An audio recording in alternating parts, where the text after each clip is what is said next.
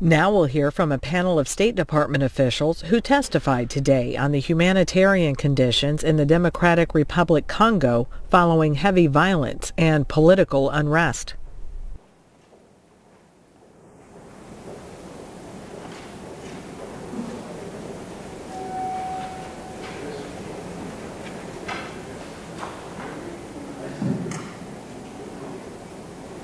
The hearing will come to order. Welcome. And I think the committee is privileged to see our distinguished chairman, Ed Royce, joining us, chairman of the full committee, and I thank him for his leadership on Africa, having once served as chairman of this subcommittee. So great to see you, Ed, and thank you for your ongoing leadership and for yesterday's important briefing with Nikki Haley, our ambassador to the United Nations, and a major portion of that important briefing late in the afternoon was on the DR Congo. So thank you, Chairman Royce. The Democratic Republic of Congo was supposed to conduct elections 1 year ago this month in order to achieve the required transition of political power by December 19th. However, after years of stalling on making preparations for elections, the government of the DRC failed to hold elections last year and relied on a constitutional provision that President Joseph Kabila could not step down until an election was held to select a replacement. Both Chairman Royce and I and others, Karen Bass, our ranking member, have had ongoing meetings with DRC officials, including high-level people who have flown here to Washington, and time again we have admonished them, stick to the schedule and hold these elections and ensure that they're free and fair. The interpretation by President Joseph Kabila of the Constitution is an apparent contradiction to other constitutional provisions requiring elections to be held on time and limiting President Kabila to 2 terms. The Election Commission has just announced that elections cannot be held until sometime in late 2018. We were told by Ambassador Nikki Haley they're talking about December of 2018. And how often have we seen those timelines slip? And then we would be in 2019. And I think she made it very clear in yesterday's briefing that there are an abundance of sanctions, almost like a sword of Damocles, that would hold over the heads of those who, again, would push to delay. And I think that's very real, and I hope is very compelling pressure to ensure that they do exactly what they say they would do, because this is what the people of the DR Congo want.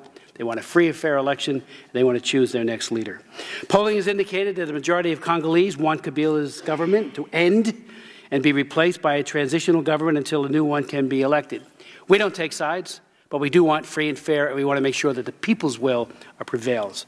Enduring conflict hotspots in eastern DRC have seen recent flare-ups, and I would note parenthetically, back in 2005, I traveled to Goma along with my good friend and chief of staff, Greg Simpkins, and we saw on the ground and met many of the people who had been raped, many of the women who had been so horrifically sexually abused, but we also, like with Africa Compassion, an organization that did wonderful work with helping to heal and to mitigate the damages of such abuse, saw that there were people on the ground, indigenous Congolese, who cared so much that they were going the extra mile to make sure that the fighting stopped, and also that there would be a way forward for those who have been abused. In 2 of the regions, Kasai and Tanganyika province, the conflicts in Kasai and Tanganyika alone have caused the displacement of nearly 2 million people since mid-2016. And this is in a country where a war that seemed to never end took the lives of some 4 million people. You know, we all focus, as we should, on Darfur and the loss of life there. The number of people who have lost their lives in DR Congo historically eclipses that, which is a terrible, terrible legacy. The DRC has one of the highest rates of human displacement in the world. Political unrest in urban centers, a string of large prison breaks and violent attacks in Kinshasa, the capital, by members of a religious sect that has declared itself in opposition to Kabila have further contributed to the worsening security. The conflict in Kasai, which reportedly was first sparked in 2016 by the murder of a traditional leader by state security forces, had become a catastrophic humanitarian crisis featuring severe atrocities and a widespread recruitment and abuse of children. Meanwhile, the ongoing conflict in eastern DRC at one time saw violent activity by 2 million militia groups and an out-of-control national army, resulting in the systematic rape of about 50 women and girls per hour. This hearing is intended to look at possible solutions to a political stalemate that could very well lead to further violence and upheaval in a large African country bordering on 9 neighbors. It follows a successful resolution on DRC that I introduced and was passed by the House last year, and new legislation Ranking Member Bass and I are introducing very soon. We understand that there is no easy solutions to the current crisis in DRC. A negotiated transition likely could be achieved if President Kabila were convinced that neither he nor his family would be prosecuted for human rights violations or corruption. However, that would reward them for abusing their citizens and plundering the country's resources, and that is even if members of his government were not covered. A palace coup might take place in Kabila. This is not unknown in the DRC. Kabila's father, Laurent, was assassinated in office in 2001. Mobutu Seko, who is the elder Kabila, had himself overthrown an elected government in 1965. He was chased from power and fled into exile in 1997. However, a coup would not support international efforts to instill democratic practices in the DRC and could lead to protracted infighting and national chaos. We want an orderly, peaceful transition, and that's what the international community, led by the United States, is asking and really demanding. The status quo, as detailed earlier, is already leading to growing violence and will not lead to a peaceful solution the longer that transition is delayed. In fact, it is more likely that violence could escalate and spill over into neighboring countries, as did conflict in 96 to 97, and 98 to 2003. Over the past year, we have heard many, many promises by the government of the DRC about when the elections would be held. There have been several dates given for when voter registration would be completed during this past year. The current government timetable calls for voter registration to extend to the point at which elections couldn't be held in the DRC until late 2018, with an inauguration early in 2019. That would mean that Joseph Kabila would have an extra half-term in office when the Constitution precluded him from going past December of 2016. Consequently, we will today hear from the State Department on our government's diplomatic efforts to resolve the transition stalemate, and the U.S. Agency for International Development on our government's programs on the ground to promote democracy and free and fair elections. Our second panel consists of scholars and activists who will give us their informed insights as to how we can break this political stalemate and prevent more bloodshed in the DRC. Again, no solution will be easy or without cost, but non-action would even have a higher cost in terms of human lives, and that we must not tolerate. I'd like to yield to my distinguished friend and colleague. Okay. Go to Chairman. Well, I'll defer first to the ranking member. Hey, thank you, Mr. Chairman and Mr. Chairman. Appreciate that. Thank you for your leadership for holding this hearing today, and I want to thank and welcome our distinguished witnesses today. You know, what is so tragic is that we all know that DRC is potentially one of the richest countries on earth. We know that it has an abundance of deposits of copper, gold, diamonds, cobalt, and many other minerals. We know that the Congo River is the second largest river in the world and the most powerful river in Africa, which means that the country has enormous potential to generate hydroelectric power, and some scientists say that it could provide enough power for all of sub-Saharan electricity needs. Now, on the other side of this, we know the stark reality of living in DRC today. We know that it's one of the poorest countries in the world, ranking 176 out of 187 on the latest UN Human Development Index. More than half of the country lives in extreme poverty. And we know that there's 3.8 million internally displaced persons. And we also know that there are parts of the DRC that are on the brink of hunger and famine. We shouldn't forget that in March of this year, all of the humanitarian efforts, we had 2 UN investigators of American and Swedish nationality and their Congolese interpreter were found dead. They were there to investigate alleged large-scale violence and alleged human rights violations by the Congolese army and local militia groups. So we know with the world's most complex humanitarian crisis, the DRC has 7.3 million people in need of humanitarian assistance.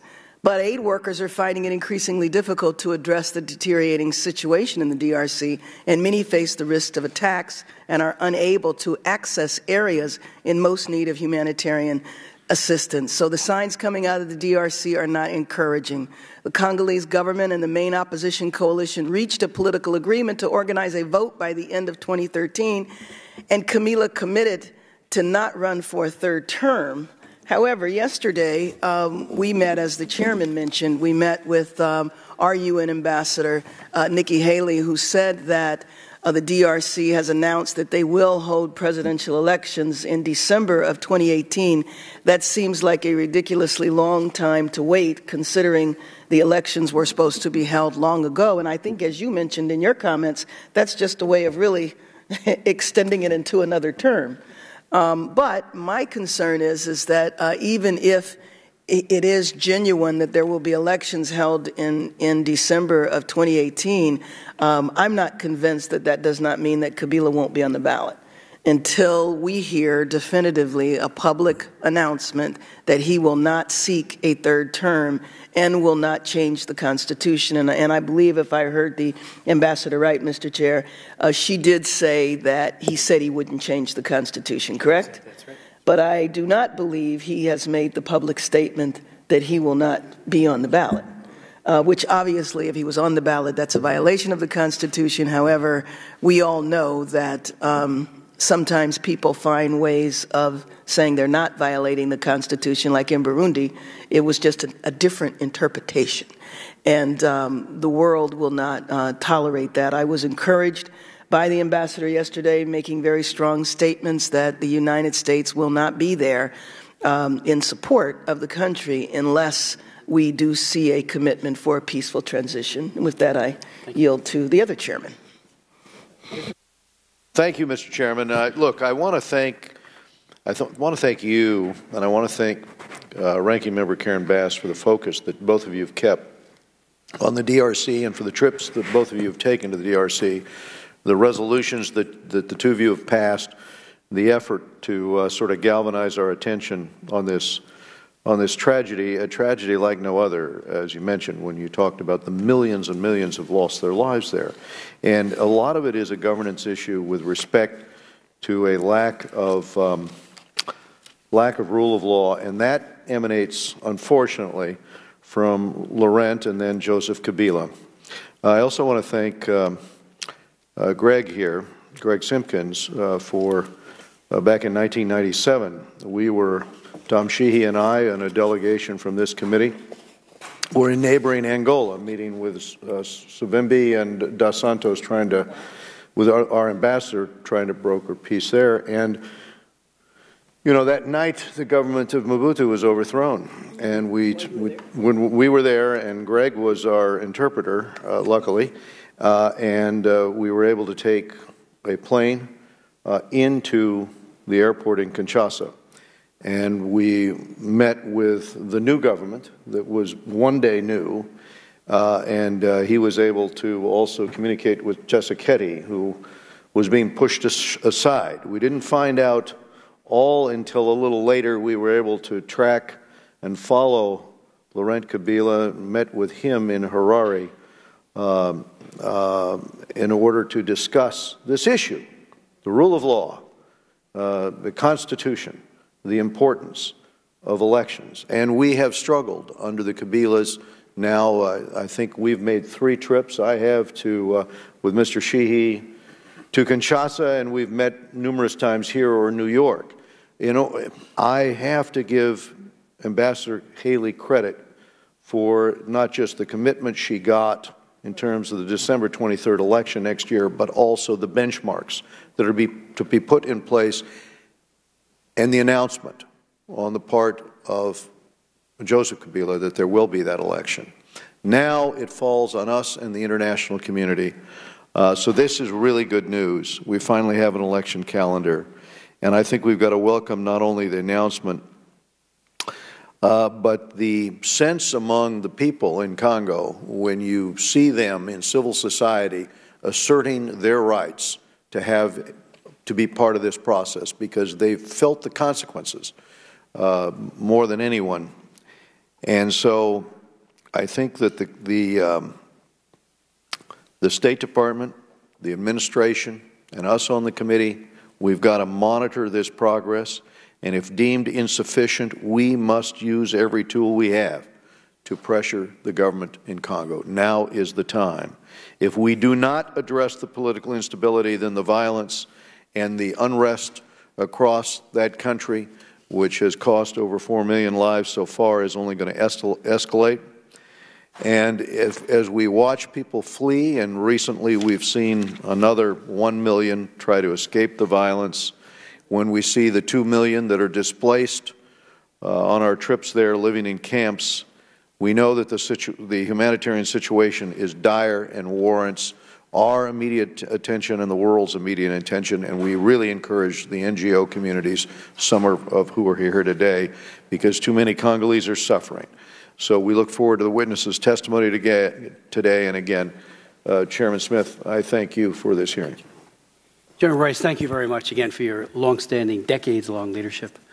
Really appreciate it. Dan Donovan, gentleman from Staten Island. Thank you, Mr. Chairman. And since I'm not a chairman or a ranking member, and I learned so much more by listening than speaking. I just learned how long Greg has been here by listening to the chairman. I'm going to yield my time so that Secretary Yamamoto and Administrator Anderson can have more time to testify. Thank you, sir. Thank you very much. I'd like to now introduce our first panel, two very distinguished public servants and leaders, beginning with Ambassador Donald Yamamoto, who serves as Acting Assistant Secretary in the Bureau of African Affairs in the U.S. Department of State. He has served as Deputy Assistant Secretary of State in the Bureau of African Affairs from 2003 to 2006, and where he was responsible for coordinating U.S. policy towards 20 countries in East and Central Africa.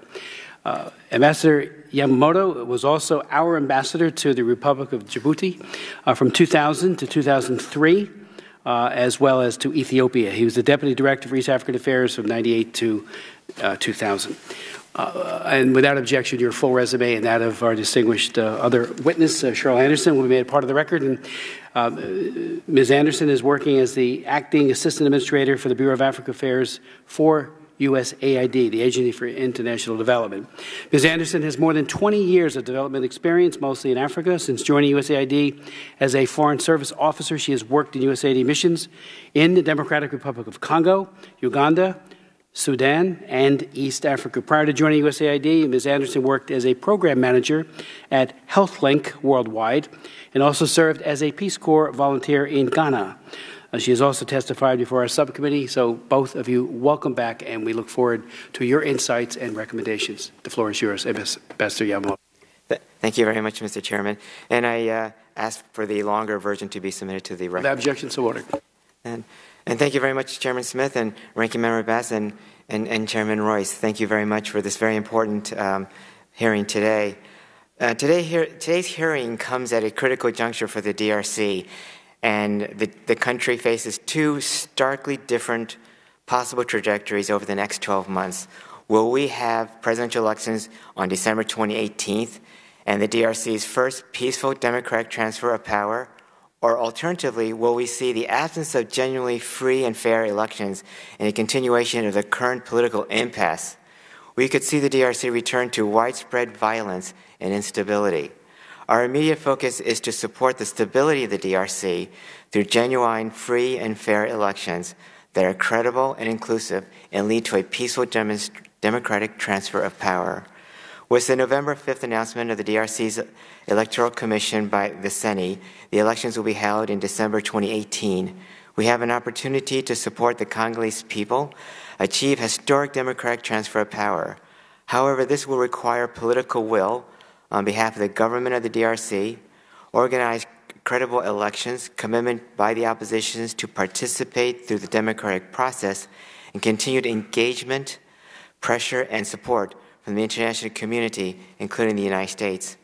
Ambassador Haley's October visit to the DRC sent a very clear, powerful message to President Kabila and his government that further delays and an unrealistic electoral calendar would be unacceptable.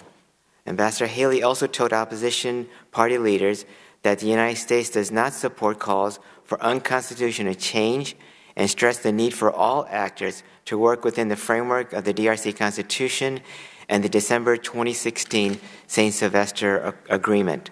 The administration is building on the momentum provided by Ambassador Haley's visit in the light of the Sene's recent announced electoral calendar to push all parties in the DRC to advance the electoral process. There is much at risk due to the DRC's vast size, population, and strategic location, including 9 international borders. Continued delays by the government in holding elections has increased tensions, undermined already weak, or in some regions of the country, non-existent state authority, and risked increased violence, unrest, and instability. The administration's focus now is on ensuring that the Sene and the government of the DRC implement the calendar and do not undertake any actions that further postpone the long overdue elections. We believe there is an opportunity for progress despite the challenges. A democratic transition of power, which can only come through genuine, free, and fair election, is essential for the Congolese people, the African sub-region, and the U.S. strategic interests across the continent, including preventing wide-scale regional insecurity and instability, which have been precursors to multi-state wars and genocide, denying illegal armed groups, criminal networks, and international actors and regimes, such as North Korea and ISIS, access to black markets to which trade in minerals and other natural resources, preventing the region from becoming a stateless zone that is impossible to monitor and respond to disease outbreaks such as Ebola pandemics, and preventing the recruitment and use of child soldiers and of atrocities such as the rape of women and girls as a weapon of war. While elections alone will not solve DRC's daunting challenges, they are critical to the country's stability. We are prepared to work with our international partners to ensure that the electoral process is transparent, conducted in accordance with international standards. It is important to understand this extremely complex country, the DRC, the size of the United States east of the Mississippi, with more than 80 million people and almost no basic infrastructure. All nationally elected politicians, not just President Kabila, have now overstayed their elected terms in office. Opposition parties and civil society are understandably deeply distrustful of the Senes and the government's commitment to elections. Restrictions on freedom of assembly, as well as politically motivated prosecution of opposition leaders, have significantly exacerbated tensions. Already weak and limited state authorities has become increasingly tenuous and even absent in many areas, and some elements of the state security forces have committed human rights violations and abuses and mass atrocities. Numerous non-state armed groups also continue to operate in the DRC. The DRC is one of the world's poorest countries despite having enormous natural resources and wealth. Despite the complex environment, we know that genuinely free and fair elections can be held in 2018, and there is no question that the Congolese people deeply desire to choose a new leader through elections. The Africa Bureau, the State Department, is working with our interagency partners to ensure concrete steps are implemented towards elections that are genuinely free, fair, credible, timely, and inclusive, and result in a peaceful democratic transfer of power. We are similarly coordinating closely with our international partners in regional states and multilateral institutions.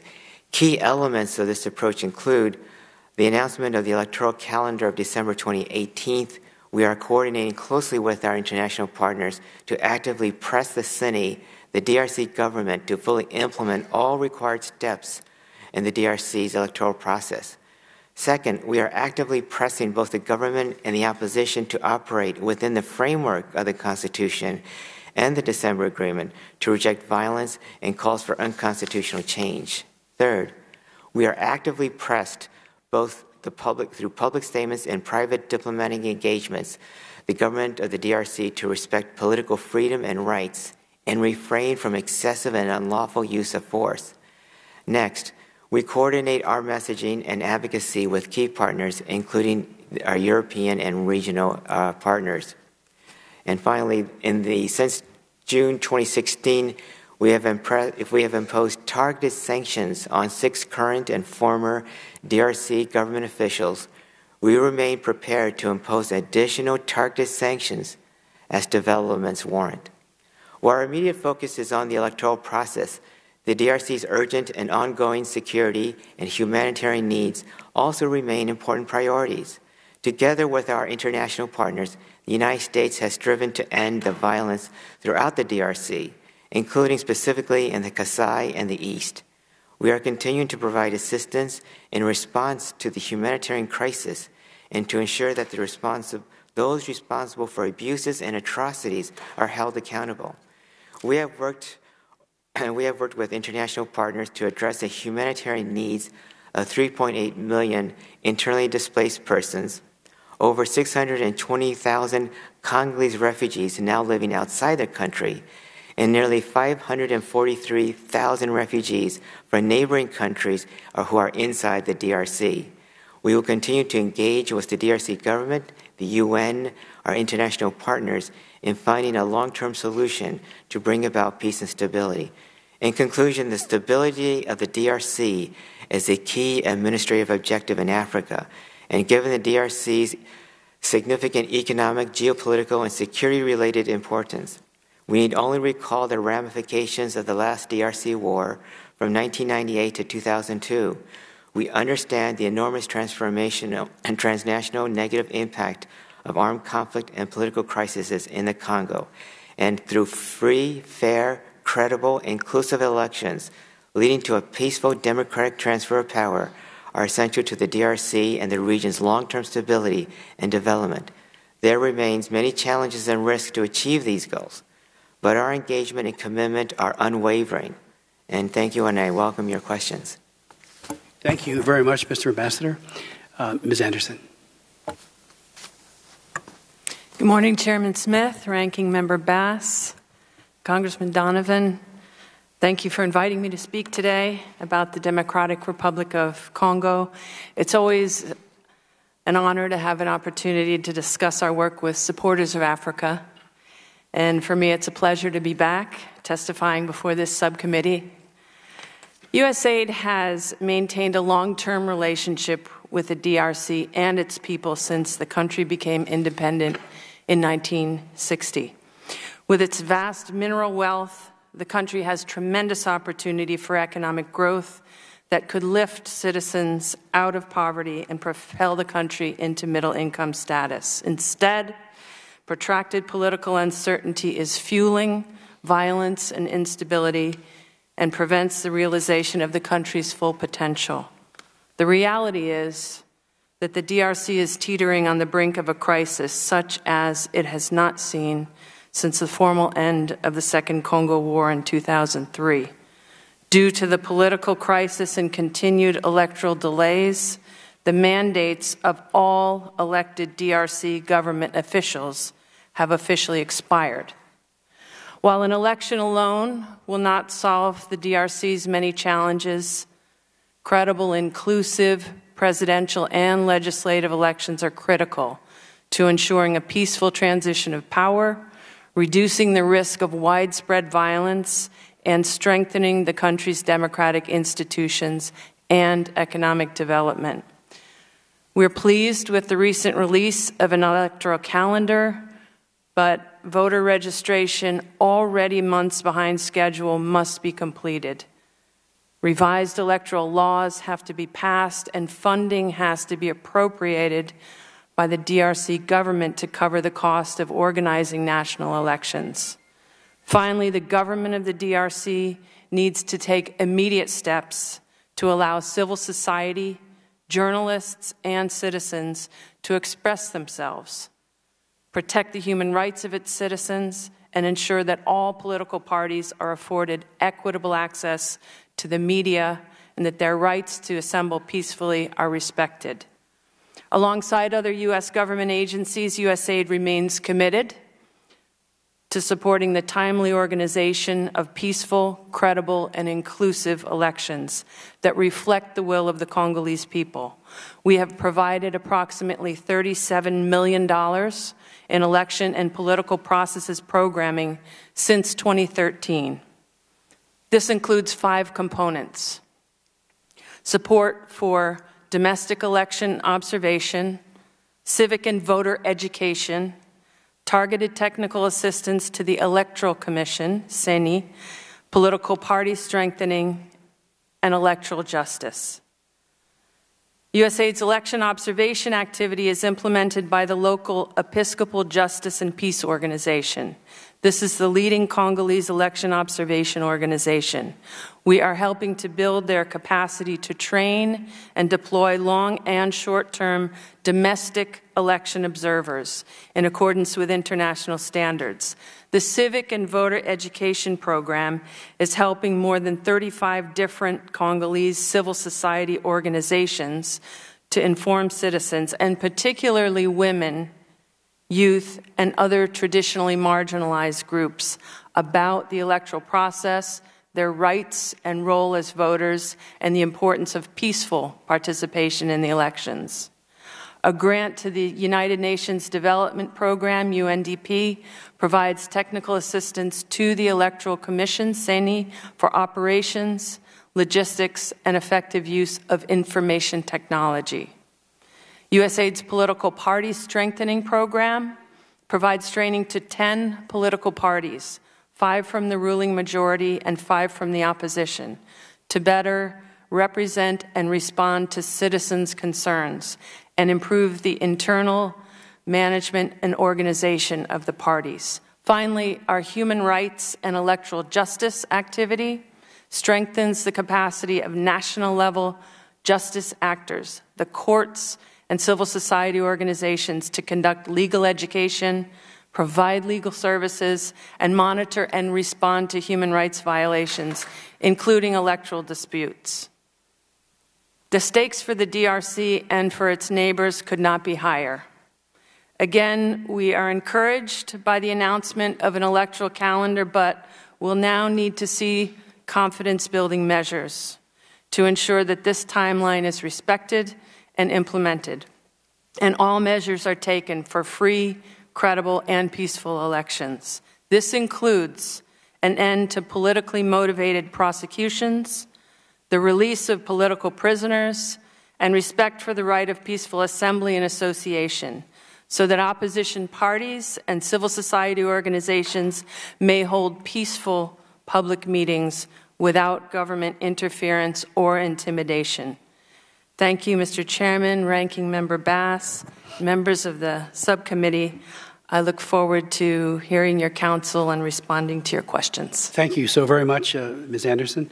To begin the questioning, I just want to make clear, especially for the C-SPAN audience that is following, somebody might say, why are we doing this? Why do we care whether or not a president follows his own constitution and whether or not he, having given commitments and being bound by that constitution to 2 terms, why are we so concerned about it? And I think the seemingly esoteric concern about rule of law, which is important, is eclipsed by the potential for horrific conflict, loss of life that we're already seeing shaping up. We know when these elections and when people from various parties or even tribes, as is with the Nuer and the Dinka in South Sudan, that the flare-ups are huge, large numbers of people are slaughtered, and women are raped and horribly abused as a result. So we are on the cusp of what could be, as you have pointed out in your testimonies, an incredible new flare-up of violence in a region, as you pointed out, Ms. Anderson, that's the size of Western Europe, with 100 million people approximately, a large country where the potential loss of life is very real. So my questions first beginning with, again, the violence in the Kasai region. The number of internally displaced Congolese has surged to more than 3.8 million, while the number of suffering from acute food insecurity has reached 7.7 million. The UN has declared a level 3 humanitarian emergency in the DRC, putting it on par with crises in Iraq, Syria, and Yemen. And I'm wondering if you could speak to how we're trying to mitigate this terrible humanitarian crisis that is festering before our lives, our eyes. Secondly, let me ask you if you could, with regards to peacekeeping, I'm the one who, as you might know, am the author of the Trafficking Victims Protection Act, our landmark law to combat sex and labor trafficking and subsequent laws as well. It is a passion of mine, it's a passion of this committee to stop all trafficking because it is modern-day slavery. As we all know, the peacekeepers who were deployed to DR Congo early on had particularly during Ambassador Swing's tenure in office, had a terrible record of bribing or taking gifts from young people, raping 13-year-olds. These are the peacekeepers from the UN. We held several hearings on this subcommittee. Greg and I traveled to Goma and met with the peacekeepers there and have raised it at the United Nations here in Washington and in country unceasingly. We understand that, and I've been tracking this, that the efforts are far better than they've ever been, but certainly not there yet.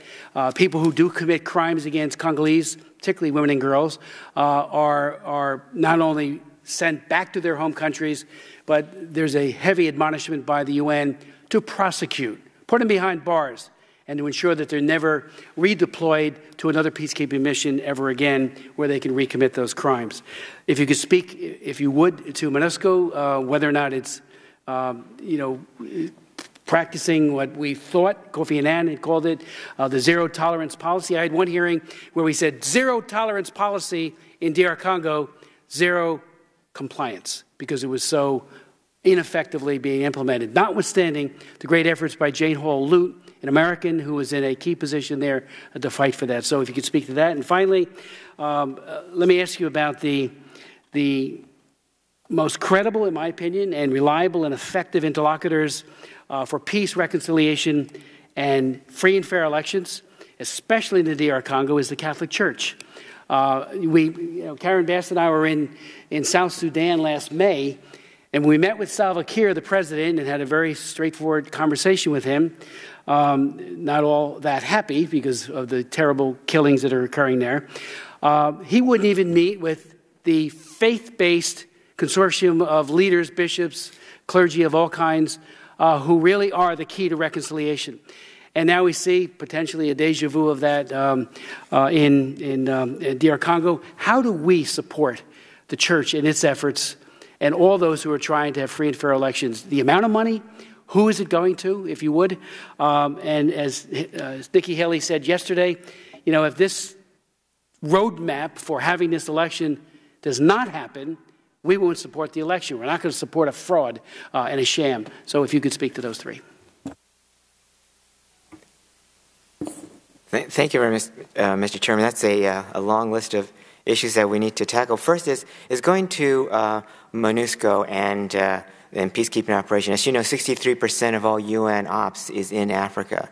And what we have been firmly committed, and especially with this new UN Security Secretary General, but also our own commitment to human rights, and also to your legislation, Mr. Chairman, which has been supportive and very helpful, is that we look at MONUSCO and all UN operations, that they have taken the necessary and proper steps on SEA, the sexual exploitation, and ensure that those who have committed those violations are held accountable.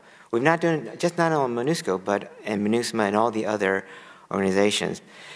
The missions conduct and disciplinary team in MONUSCO is currently composed of 23 personnel with offices in Kinshasa and 4 regional offices. And MONUSCO is implementing strong preventive actions in training, etc., through risk assessment, military police deterrent patrols, enforcement of strict curfews, and out-of-bound regimes. And the SRSG, again, has taken a very strong and tough position on the SEA.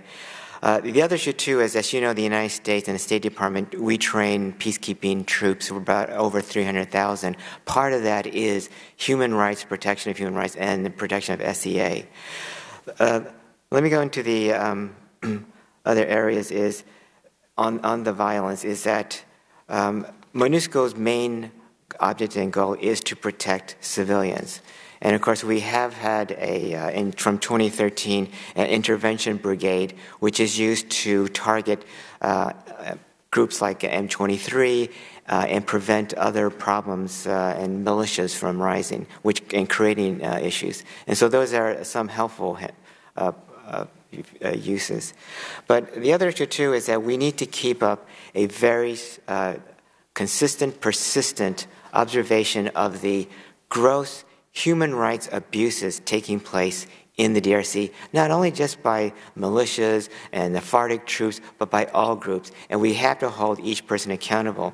As you may recall, Mr. Chairman, that in June at the Human Rights Council, we supported the international experts being sent to Kasai to look at the gross human rights atrocities. And of course, but not only looking at the atrocities, but also investigating the cases, particularly the death of Sharp and Catalan.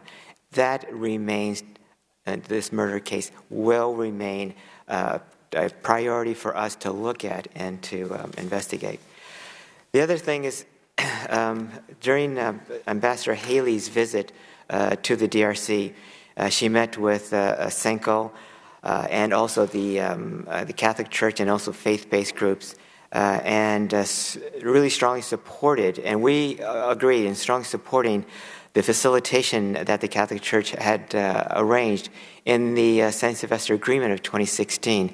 And as you know, faith-based groups have been a cornerstone, a pillar for a lot of our operations, not just in DRC, but throughout Ethiopia, East Africa, West, etc., because of their commitment and quality of work and low overhead cost. And I guess let me turn to my... And on the peacekeeping, are we, you did touch on that somewhat, but are we, yes, on the satisfied that they're protecting and the duty to protect is being followed? And that the issue for the peacekeeping is not. I mean, let's be very clear, it's not. But the issue is the complexity of the DRC. By having a political impasse, it has emboldened a lot of the militias to conduct and engage in very striking gross human rights abuse. And one way to kind of rein in some of this abuse is to have a coherent, free, fair, open, and elections that are going to be executed and implemented in 2018. We have to hold those people accountable. And let me just kind of, if I can go off one tangent on three issues, and that is that there are three requirements that we're going to be focused on. That's the technical aspects requirements. The other thing is the political requirements, and also the human rights requirements. And so the technical, obviously, is the electoral process, the announcing and registering voters, ensuring that they're scrubbed, looking at the voter registration, looking at the candidates' registrations. That's on a technical side. But on the political side is that what we're looking at very carefully is that that the government, as well as the opposition, but the government has to have confidence-building measures. In other words, they cannot arrest political prisoners. They have to have open political space. They have to have allow assembly of people to assemble and to discuss. And there has to be looking at and curbing at and addressing the excessive use of violence and force. So those are some of the issues. And that goes into the human rights issues of looking at and trying to prevent and stop the excessive and gross human rights abuse. But let's go on to the... Thank you. Chairman Smith, you asked about the situation in the Kasais and then peacekeeping and then the churches. I'd like to start with the situation in the Kasai provinces. First of all, the widespread violence and human rights violations that we've seen there are totally unacceptable. This is against innocent civilians. We know that the violence has been subsiding, but that should not take our attention away from the fact that this is a very serious security and human rights and humanitarian situation in the Kasais with people starting to come back. We also have to make sure that we don't lose sight of the fact that people need to be accountable for the abuses that we've seen. So the United States, along with our bilateral and multilateral partners, have been responding with our efforts to end the violence and hold people responsible for the heinous acts, but also on the humanitarian side, we have been responding. We scaled up our funding. It has been hard to operate. It had been previously hard to even get in there. As you mentioned, it can be very treacherous for humanitarian workers, but we did scale up our response for health and food security, as well as protection of children who were affected by the violence. And we airlifted 300 metric tons of blankets and cooking kits and other kinds of humanitarian supplies into the area in Kasai Central, Kasai Oriental, and two other provinces there. In the whole country, this is just one part of the country. So there are different numbers out there. The ones that I have are that we have as many as 3.9 million internally displaced people in DRC, and that's the most. That's the highest number for all of sub-Saharan Africa, and 600,000 refugees who've now left the DRC.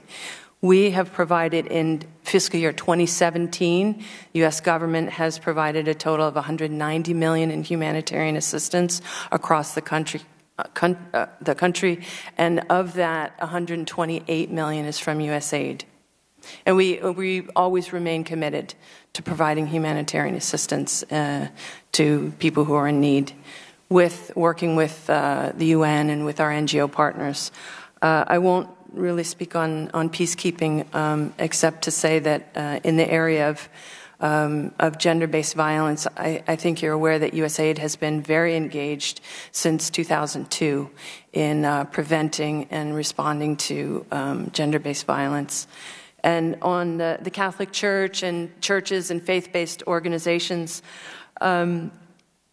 definitely these groups play such a critical role in the country in keeping peace and helping to ensure that people hold their government accountable, that they're involved in the election process, and also in providing services across the country to people. We have repeatedly endorsed the Catholic Church's December 31st agreement, and we continue to urge respect for that agreement. And I did mention earlier that we're working with the Episcopal Justice and Peace Organization on elections, domestic election observation efforts. Thank you. Without objection, we're going to put the December 31st agreement into the record so all can see. Thank you for your testimony. I now yield to Ranking Member Bass. Thank you, Mr. Chair. Just a few questions. I wanted to get some specifics, because when you are talking about both of our witnesses, when you're talking about holding people accountable, I wanted to know how we do that. Ambassador Yamamoto, you were referring to, I think you talked about political, technical, you were talking about the confidence building measures. You said technical, political, and human rights? Is that what you were saying? So I wanted to know, how we specifically go about that. I mean, I hear from people all the time of folks being arrested, and I don't know what our role in that is, or when we see the violence taking place, especially government-initiated violence. Let me give kind of one introductory remark and then go into the discussion. So since coming in as the Acting Assistant Secretary, I made a concerted effort to talk to all our partners and colleagues dealing with the DRC.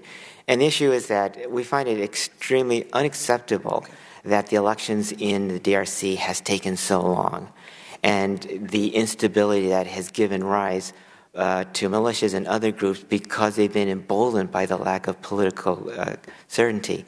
So we've talked to the African Union, the SADC, and our European colleagues, the donors, and the issue comes in is that by holding Kabila and the opposition accountable, but mostly in this case President Kabila, that he doesn't have political space to maneuver, to escape, to delay, but that he has held focused, that you will have elections. The other issue, too, is I know we discussed with the opposition, one of the areas was that they want to look at a transitional government. We said no. Under the Constitution and under the St. Sylvester Agreement, that Kabila will be there until the new president is selected. That means we will hold Kabila responsible and accountable to instituting, implementing the agreements and, according to the Constitution, the process for election of the president. Yeah, I just wonder what we specifically do. I mean, I understand we talk to the AU, we talk to SADC, but what measures do we specifically take? Is there something we withhold back? Is there, what do we do? I think on a broader scope, by having our Africans and the Europeans committed and focused, that puts on President Kabila the onus that he has no political space. He has to implement. He has to be committed to doing this, and that there is no alternative or no ability to delay that process. So, well, yes, although he has delayed it.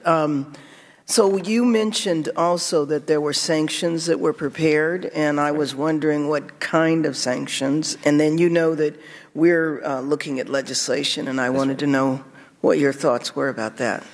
Everything has to be on the table, and as you know, we did implement targeted sanctions, OFAC sanctions, on 6 specific individuals, and sanctions are on the table. And so if we target the specific individuals, what are we sanctioning them for? They can't come to the United States? And their assets. Do they have assets here? Assets not only here, but in other countries. By doing on the banking institutions, that helps restrict their operations. It's something similar that we've done in other countries and to other individuals. I know that we have so that's on the OFAC side. The other issue, too, is we can look at limiting their ability to come to the United States through visa processes. We can also look through with the United Nations on UN sanctions, and also build on it through sanctions from the European Union as well. So it has to be a very concerted effort. When we do sanctions like that on the individuals, because I know that some of these folks, I don't know specifically about the group you're talking about, but some of them have children here yes. going to our